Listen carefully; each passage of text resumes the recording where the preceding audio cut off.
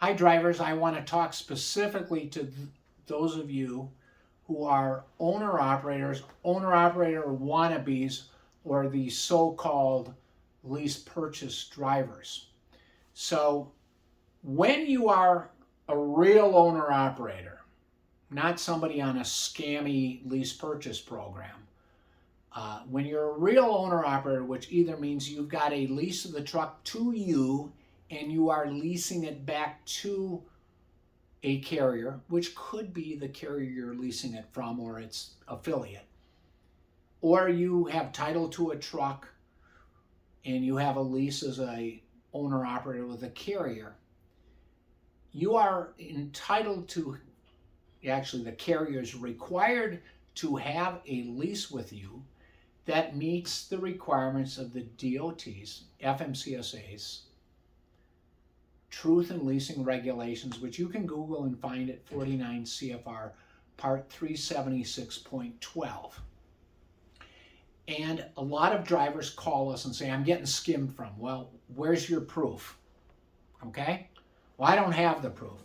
Well, you are entitled, if you're an owner-operator or a lease purchase driver and have a lease where you are contracting the truck to a carrier, you are entitled to, in certain documents, the lease, Truth in Leasing Regulations say certain things must be in a lease. And one of those things is that you are entitled to receive at or before the time of settlement, if you're paid on a percentage, a copy of the invoice to the customer or a computer-generated document containing the same information that would appear on a rated freight bill. So the carrier's option is to either give you a copy of the rated freight bill and they can block out the customer's name. And a lot of carriers don't even bill they bill in bulk, or there's e-pay, so there isn't necessarily a rated freight bill. Or they can give you a computer-generated document that contains the same information that would appear on a rated freight bill. A computer-generated document containing the same information that would appear on a rated freight bill can be a settlement sheet. But what's on a rated freight bill? The origin, the destination, sometimes the piece count or weight if the carrier's still old-fashioned and billing or paying based on the hundredweight or per 1,000 pounds.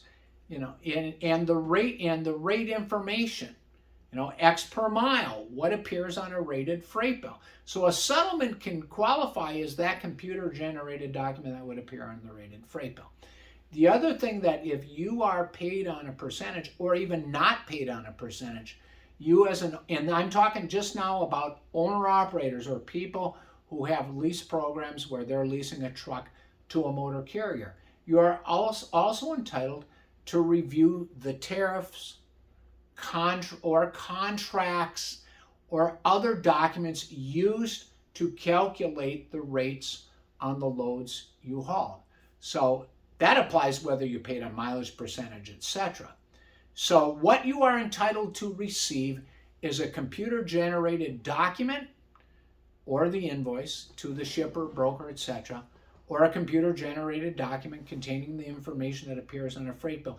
And you are entitled to review, not receive, but to review the source documents for calculating the rates. And they can block out the customer information on that, but you're going to know who it is.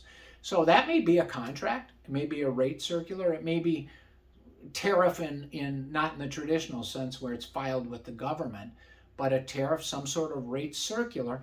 And you are entitled to review those if you're an owner-operator, regardless, or a lessor within the meaning of the regulations, regardless of how you're paid. So that is how you are entitled to have transparency to make sure you're not getting screwed if you're an owner-operator or lessor paid on a percentage. Now, what happens if the carrier doesn't comply? And they usually don't. Well, I don't know if they usually don't. We get calls when people don't comply.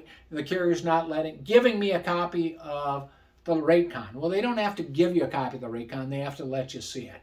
And then the driver says, well, I called them. They're not letting me see it. You have recourse in the federal courts under certain laws passed when the Interstate Commerce Commission was abolished by President Clinton. They brought forth a provision that allowed a person to bring a private right of action, which means a private lawsuit in federal court to enforce the DOT regulations. There's a lot more involved in that, but what you're entitled to is a copy of the rated freight bill with the customer name blacked out, or a settlement or other computerized document that gives you the information that would appear on the rated freight bill. You are entitled to receive those at or before the time of settlement, and you are entitled to review the source documents used to calculate the rates on the loads you hauled.